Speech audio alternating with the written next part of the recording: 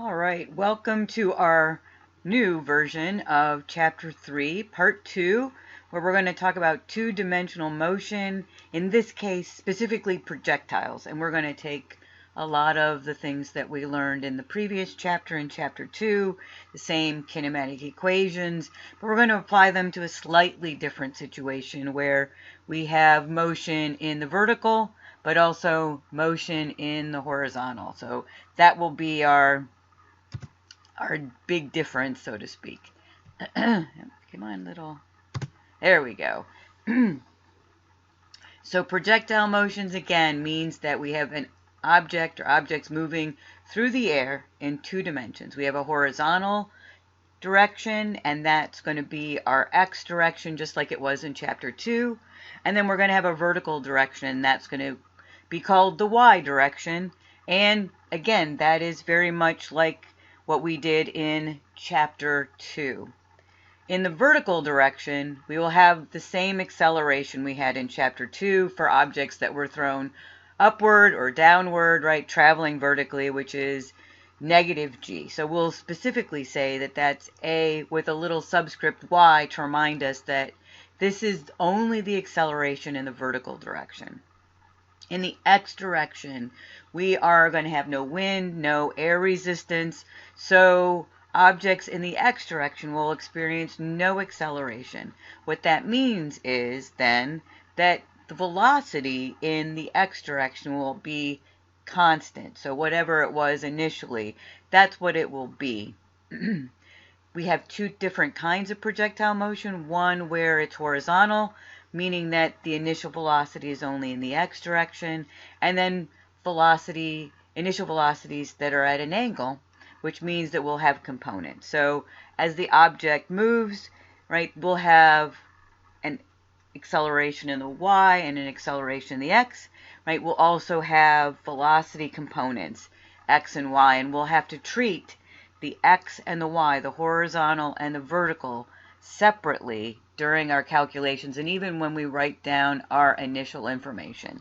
That'll help keep our information organized. So here's an example of a projectile where it's thrown below, right, there we go, right, it's thrown below the horizontal. The horizontal is just, right, the x-axis. That's all that really means. And in this case, because I have a vector at an angle, that means that I would have a component of my initial velocity in the x direction, and then I have a component of my initial velocity in the y direction.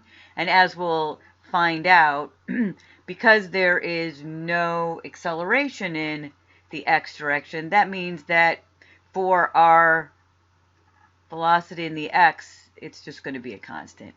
The velocity in the y is going to be changing because we have acceleration, right? That's not zero. It's just going to be, we'll write it shortcut, just negative g. So that's where we're going to kind of focus our attention. Here are our kinematic equations, again, same as what we had in Chapter 2. The difference is that because we have no acceleration in the x direction, really we have, in a sense, just one equation. The displacement in the x is equal to the initial velocity in the x direction times time. And that means, again, that the velocity in the x direction is not changing because we have no acceleration in that direction. In the y direction, we have the same equations that we had in Chapter 2, as well as the same acceleration we had in Chapter 2 for all vertical motion problems. So the only difference here is that between the Chapter 2 problems for vertical motion and the Chapter 3 projectile motion problems is that along with our changing motion in the y, we have this constant velocity in the x direction, which allows our object to travel horizontally as well as vertically. So these are just, right, our equations, again, same ones that we've seen before. You notice that I've placed subscripts on each of these, again, just to help us remember, right, that our equations, right, if we're talking about what's happening in the vertical direction, the only values that can go in any of these equations are in the same direction. So that's why we have these y subscripts and the letter y for our displacement, for instance, in our kinematic equations in the y direction. Just to remind you about any vector at an angle has components, right? So here, right, if we just had an object rolling across the table like we did in the first part of chapter 3, we would have an x component that would be the overall velocity times the cosine of theta. Here, right, our cosine of theta is the angle relative to the x-axis. That's the same here, right? It's this angle, right? If we want to think about this in terms of the initial velocity of a projectile, that just means that this is the initial velocity, it's got an x component, and it has a y component. If it's a horizontal projection, then this angle here, right, is just 0. That means that this is equal to 0, since the sine of, right, 0 degrees is 0. And then this just becomes the initial velocity, and the x is the same as the initial velocity. And then here's just our magnitude equation if we needed to find the overall, say, initial velocity. So here is an example of a horizontal projection. So it's just an airplane, right, that is traveling horizontally, and it drops a package. And we can see the arrows indicating how the velocities are changing in the y direction, and how the velocity in the horizontal remains constant. So this is just a good visualization, right? And the package travels at the same speed, horizontal speed, as the airplane. It's a manifestation of Newton's first law, which we'll get to in the next chapter. So here is just a graphic of horizontal projection. Again, we have no acceleration in the x, and we have negative g's acceleration in the y. And this is a horizontal projection, meaning that when we look here, right, the initial velocity is all in the y direction initially, right, means that we have no initial velocity in the y direction. But then as the object falls, right, my velocity in the x remains the same, again, because we have no acceleration in the x.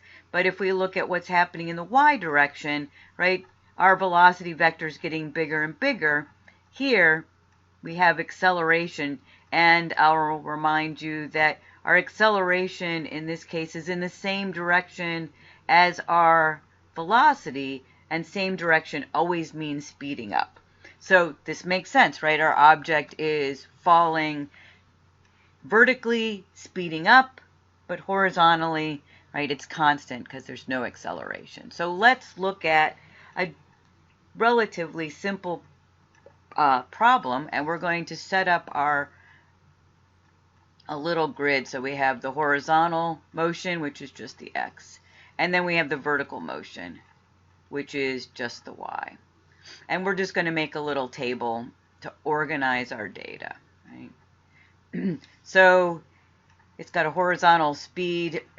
Oh, it's supposed to be, it got cut off, 18 meters per second. Rolls off a bench that's 2 meters high. So this is a horizontal projection, right? It's got a horizontal speed only, and that means that all of the initial velocity is all in the horizontal direction. So there's my 18 meters per second. It's horizontal, so that means that I have no velocity initially in the y direction. I am not told this, but I know that there's no acceleration in the x, and the acceleration in the y is my standard from chapter 2, negative g, negative 9.80 meters per second squared. I also know how high the bench is, right? So here is my really bad drawing because I can't draw very well. So there's my bench, here's my object, it's rolling along, right? And it comes off my table, and then it falls down to the floor. We're not worried about the floor stopping it. That's chapter 6. So my object is going to fall downward 2 meters. And so that helps us, right, by thinking of it visually, helps us realize that the displacement in the y, right, is going to be negative 2 meters, just like it would have been if I dropped a ball, right, 2 meters from 2 meters above the ground and it fell 2 meters in chapter 2. I don't know how far it travels in the x, but that's what I want to find in part B, right? So we have to find that. We're going to have to calculate that. And I also need to find the time that it takes the ball to reach the floor. That seems like this is a question, right, for our vertical direction, but the time that it travels in the x and in the y are exactly the same. So if I start off and I just look at, I'll change colors here. If I just look at what's happening here in my vertical direction, right, then this is really a chapter 2 problem where it's like my ball was dropped 2 meters above the ground. So I know the initial velocity, the acceleration, the displacement, and I want to find time. So I go and I look at my set of equations from way back over here. And I say, okay, so I need to find time. I don't know the final velocity. I could find it, but that would be a lot more work. So the equation that gives me the best and easiest path is this one. Because my initial velocity is 0, that means that, lucky me, I don't have to use the quadratic equation. So here's our first equation, right? Y is equal to v initial in the y times time plus 1/2 times the acceleration in the y times t squared. Remember that I can only combine, right, values that are vertical, right, together. I can't have a horizontal value in here. So I know that this is 0. That makes my algebra a little bit easier. And now I'm going to kind of wave my hands and do multiply both sides by 2 and divide both sides by a in the y. That gives me time squared. And then I'm just going to take the square root of each side. Now when I take the square root, I'll remind you that the answer is plus or minus, but time can never be negative, so that's not something we have to worry about here. So I have 2, and here's where sometimes students run into problems. I have my negative 2 meters for my y, and then my negative 9.80 meters per second squared. If you lose a negative sign, a lot of times students just, right, make the negative sign disappear, but the negative sign is important. So if you're trying to take the square root of a negative number, it's always a good idea to go back and figure out what went wrong. Usually it's that you forgot to make the displacement negative. So now we are ready to do our calculation. We take the square root and we get 0.64 seconds is the time that it takes for my object to travel my 2 meters. That 0.64 seconds is how long it travels in the y direction, but also how long it travels in the x direction.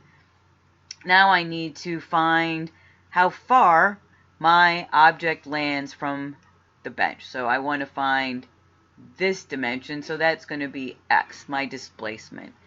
In the x direction, we always have the same equation, right? That the displacement in the x is equal to the initial velocity in the x times time. So this means that I have 18 meters per second times our 0.64 seconds. And, oh, I don't know that it was actually 18.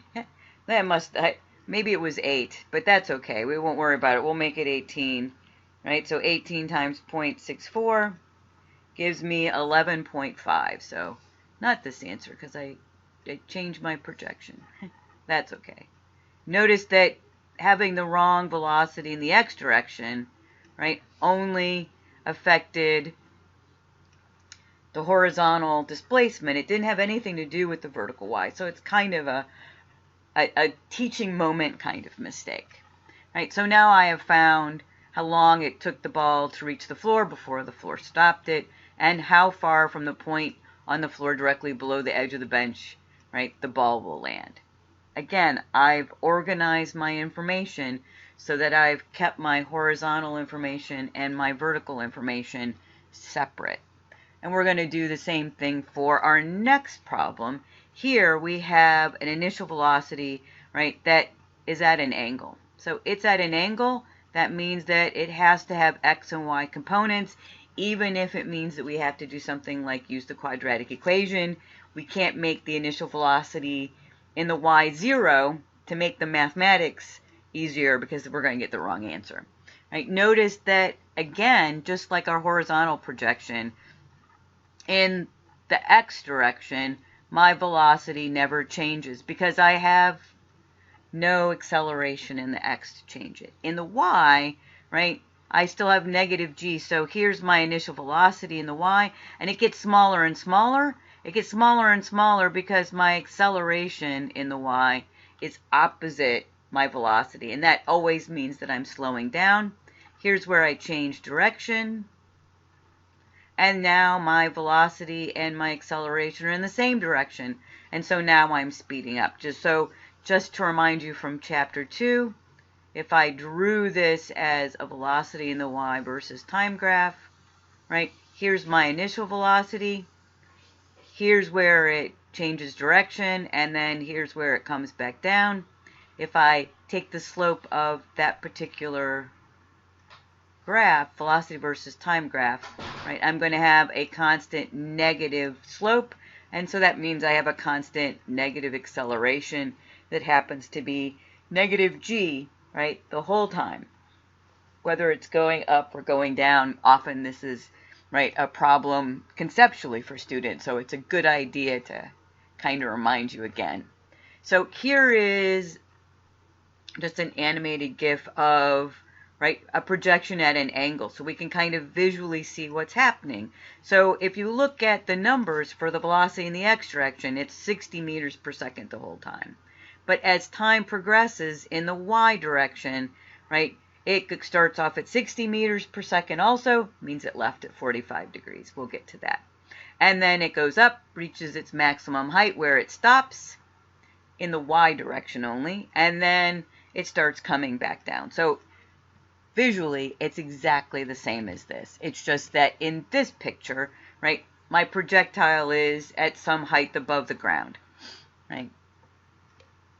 So here is my initial setup right there. So here's my problem. I have some information, right? And in this case, it's thrown from a height of 25 meters above the ground. So that's my y. It's negative, just like in my horizontal projectile case. I have an initial horizontal velocity, right, of 8.25 meters per second. And so this is horizontal, so this is a case of 8.25 meters per second. And so really, this isn't much different than our previous problem, except that it's above the ground, right, 25 meters, opposed to whatever it was back here, 2 meters, right? So notice that my setup looks incredibly the same as this setup, right? My acceleration is still negative g in the y direction. My acceleration is still 0 in the x. This is my only equation in the x direction. I need to find time. This is exactly the same as our previous problem, right? The only thing that has changed is the situation, the story that goes with our story problem, but everything else about it is exactly the same, right? This is 0 again, and so 2y divided by my acceleration in the y direction is equal to time squared, and then I just take the square root of both sides, so my time is equal to 2 times negative 25 meters divided by my acceleration, negative 9.80 meters per second squared. I'll point out that my meters and meters cancel. I'm going to end up taking the square root of a value that has units of seconds squared. That's a good sign for time. And so now we can put our numbers into our calculator. So 2 times negative 25 divided by 9.8 is 5.1, but we have to take the square root of that. Oh, I shouldn't have changed calculators, just makes it just that much more fun. Somewhere on up there it is. And so that gives us basically 2.3 seconds. So over here, whoops, there it is, 2.3 seconds. And so just like our previous problem, this is 2.3 seconds, then this is 2.3 seconds. And now I'm ready to put my 8.25 meters per second, right, my initial velocity in the x, times my 2.3 seconds, how long my object travels, and 8.25, and that gives me about 19 meters. So we can see that, right, the story again slightly changed, but the problem is the same as the previous one. How about if we have instead an object, our golf ball, leaving the tee, right?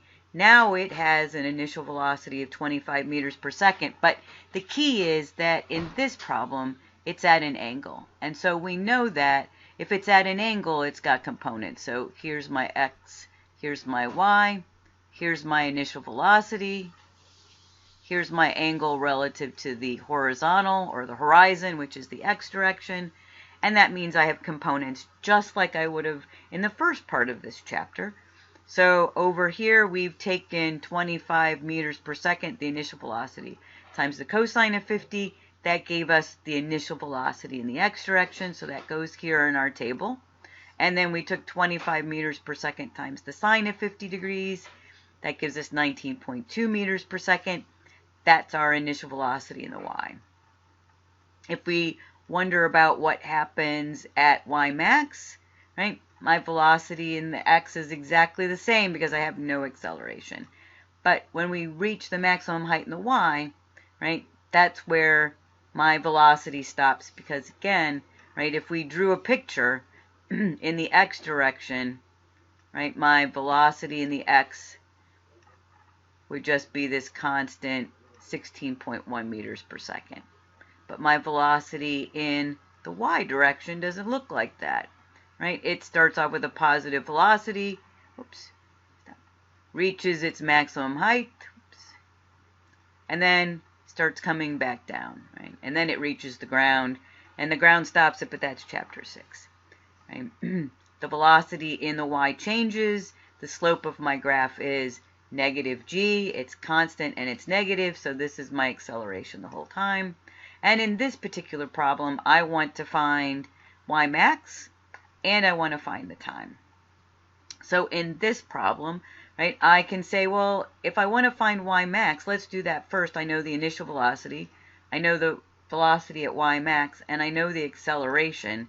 So to find that, I could come over here, there it is, and I can use the equation v final is equal to v final squared is equal to v initial squared, right, plus 2ay.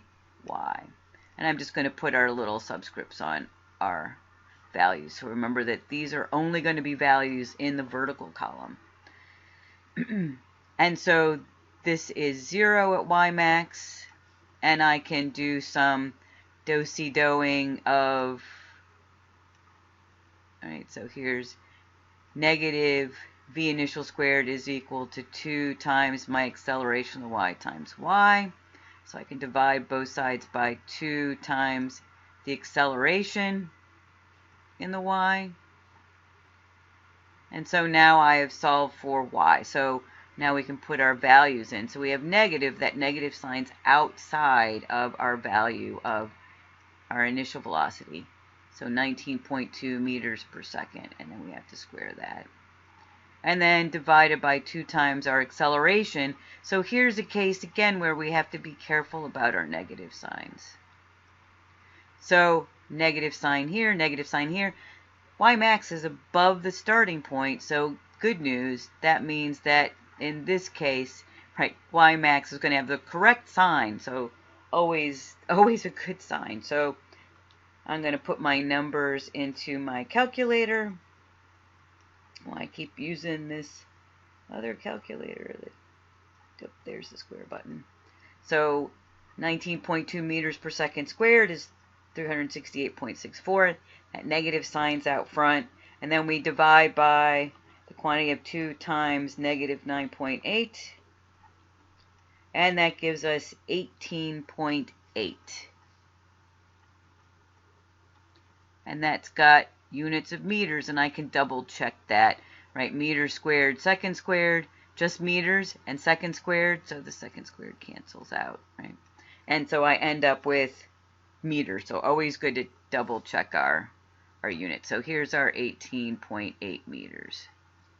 Now we want to know the time that it takes to reach Ymax, right? And so I have a couple of different ways to do that. If I went back and used the same equation that we used in our earlier example to find time, right, the one with t squared and t, if I do this, right, I have to use the quadratic equation to find t. So maybe I don't want to do that. I don't have to do that to find time, right, because I know the initial velocity, the final velocity, and the acceleration. In this case, to find the time, this is the time up, right? Then v is equal to v initial plus at. So I can do some algebra.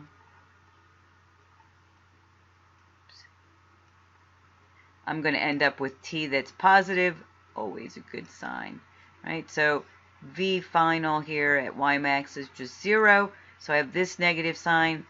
My acceleration is negative, so again, a very good sign. So this is our 19.2, right, divided by our acceleration.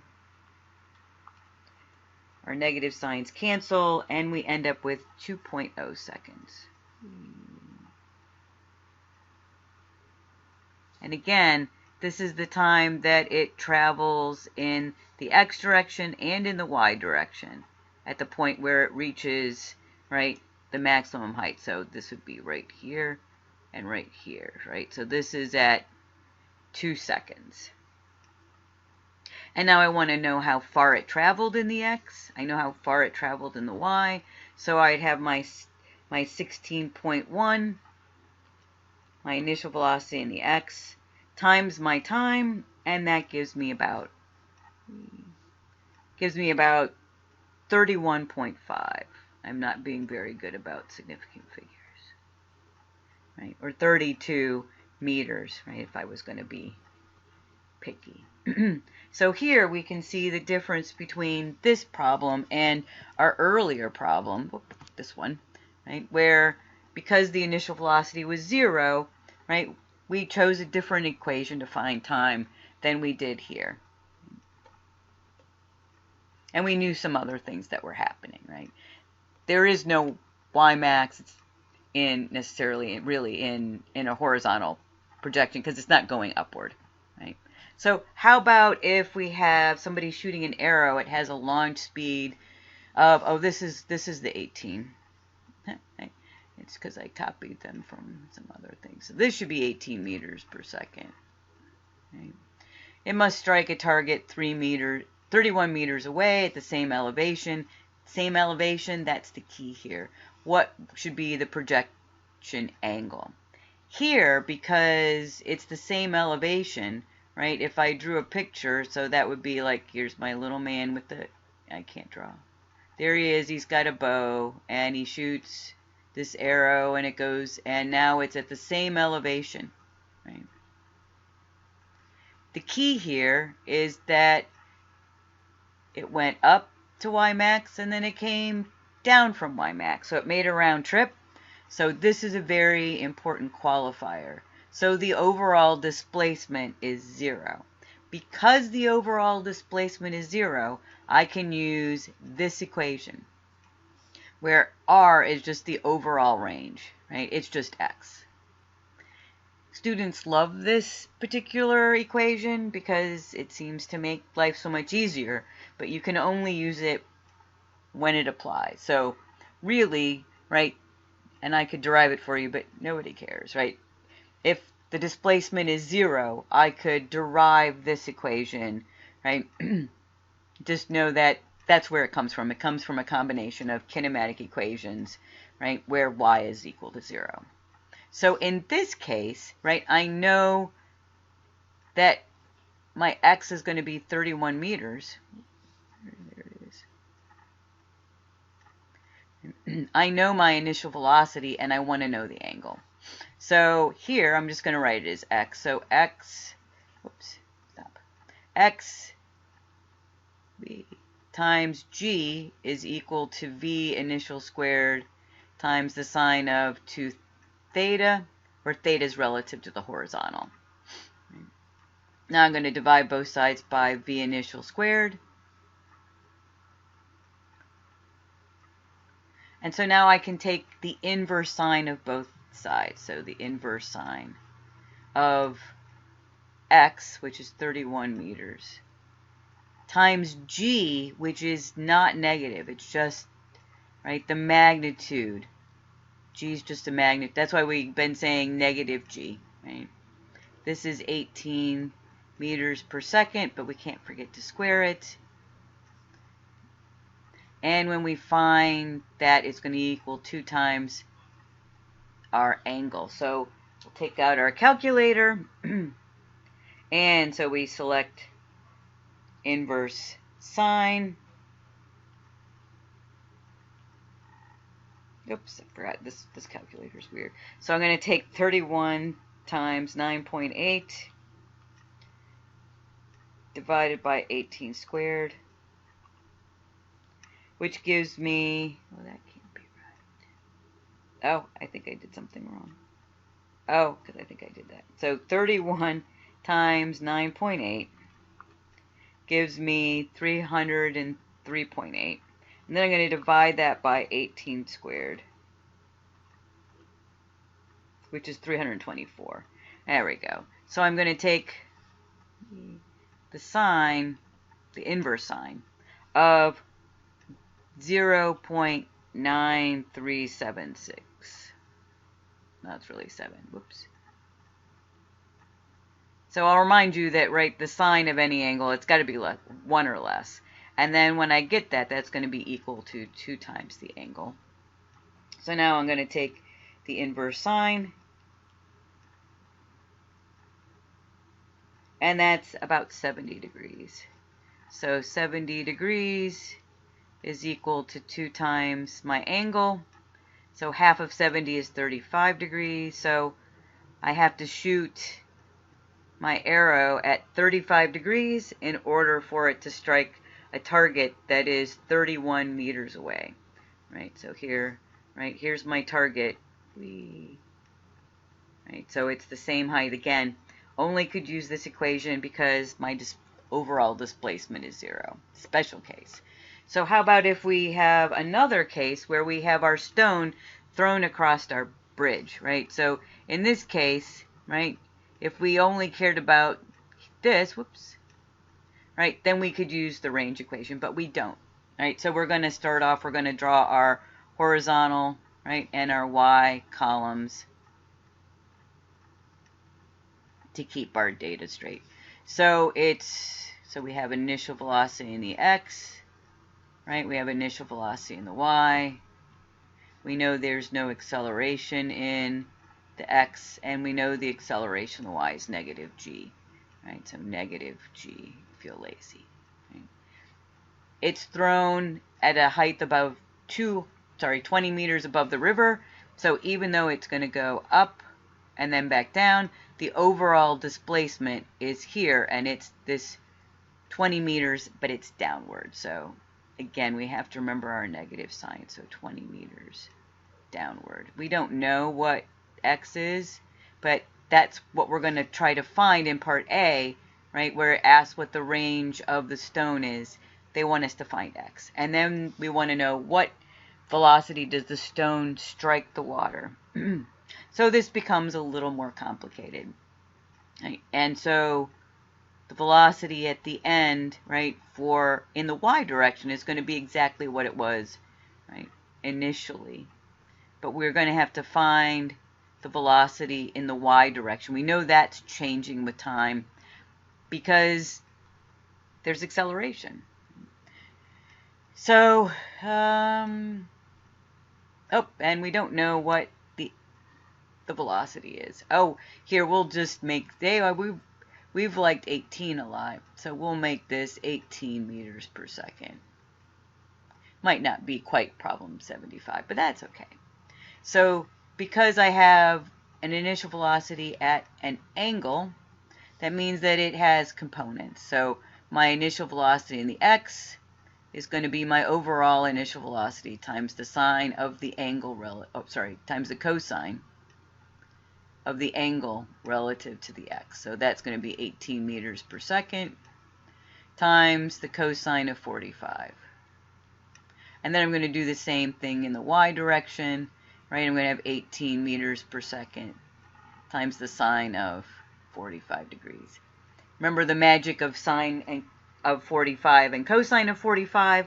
They're the same, and that means that my rock's going to go the farthest it could possibly go. So 18 times the cosine of 45 is 17. So this is going to be 17 meters per second. And so that means that later on, right, before the water stops, our rock in the x direction is still going 17 meters per second. In the y, we have 18 times the sine of, that's right, so sine of 45, I don't know why I'm using this calculator, times 18. Sorry, I must have messed this up. This should be 13. I never used this little calculator, but it was the one that I had. Right, so sorry, it's 13 meters per second, and then this is also 13 meters per second. They're equal, again, because of the angle of 45 degrees above the horizon. And so we want to know what's the range of the stone, and then what the velocity is. So if I want to know the range of the stone, right, then the only equation I have in the x direction is the initial velocity times time. I don't have enough information to find that in the x direction, but I can find time over here in the y. And the time that it travels in the y direction is going to be the time that it travels in the x direction, just like all of these problems. The problem is that if we try to find time like we did back here, our initial velocity is not 0. And so we are forced to use the quadratic equation. Really, the quadratic equation is not a bad thing. But they want me to find the velocity in the y direction, right, in order so I can find the overall velocity, right, of the stone as it strikes the water. So I might as well find Vy first, and then I'll have another way to find my time, right?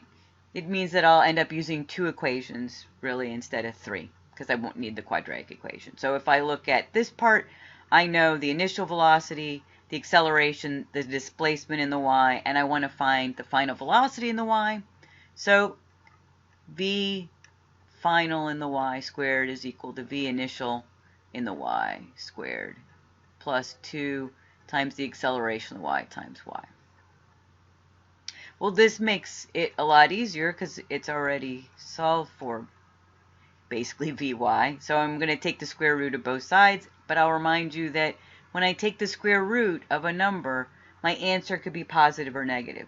Didn't care about that for time, but because it can't be negative. But here, my velocity can be negative. So I have 13 meters per second squared, right, plus my 2 times my acceleration, which again is negative. But it's times my displacement, which is also negative.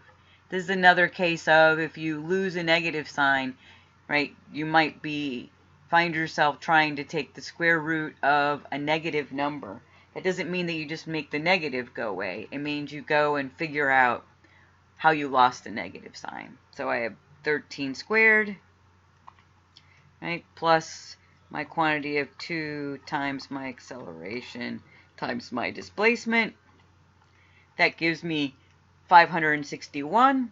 And then I take the square root of 561, and it's about 24, right? So my answer is 24 meters per second. But if I look at my picture, right, I know that my velocity in the y direction is downward. So it can't be positive, right? So my velocity in the y is negative 24.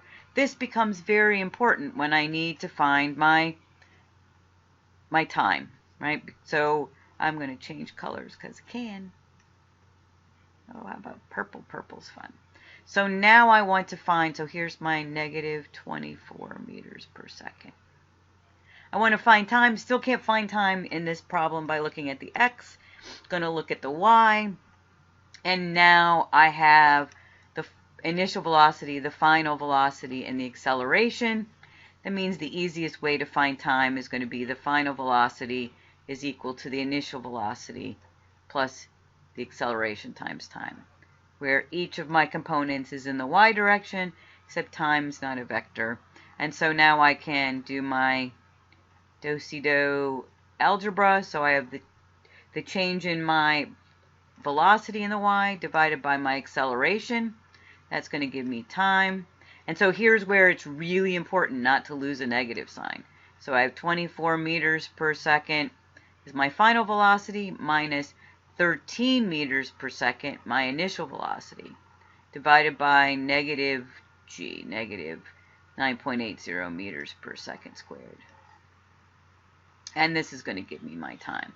So I have 24 plus 13, but it's negative, right? So 24, 13, right? And I'm going to divide by another negative number. So my time's going to be positive. That's always a good sign. And so my overall time is 3.8 seconds. So here's my 3.8 seconds. That's how long it travels in the y, and that's how long it travels in the x. So now I can figure out my overall displacement in the x. I have 13 meters per second times 3.8 seconds.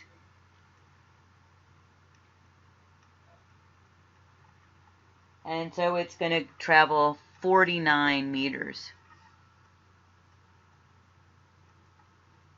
So now I know that this is 49 meters. The only thing I haven't done is it asks what velocity does the stone strike the water. So now I know that it's got a y vector of 24 meters per second. But it also has an x component, right, that is 13 meters per second. So I need to find the overall velocity. So now I'm going to do, right, what we did in the beginning of chapter 3, which is to say that the overall velocity is going to be the x component squared plus the y component squared, right? Add them together, take the square root. It's just Pythagorean's theorem. And so I have negative 24 squared, right, plus positive 13 squared. That gives me 745. And then I'm going to take the square root. And that gives me an overall velocity of 27 meters per second. It's a vector, right? I need to find the direction. I already know from my picture that it's going to be, right, in the fourth quadrant. So my angle is going to be below the positive x-axis. So now I need to calculate that. I'm running out of room. So that's going to be the inverse tangent of my y component divided by my x component. We're going to take the absolute value, just like we did previously, because we already know where it is, right? Then we're not going to calculate negative angles. We're going to think it through. So we have, right, 24 divided by 13. That gives us basically 1.8. And now we're going to take the inverse tangent of that, and it's about 62 degrees. So 62 degrees, right, below the positive x, right, just like our picture right here. So that would be the overall velocity, right?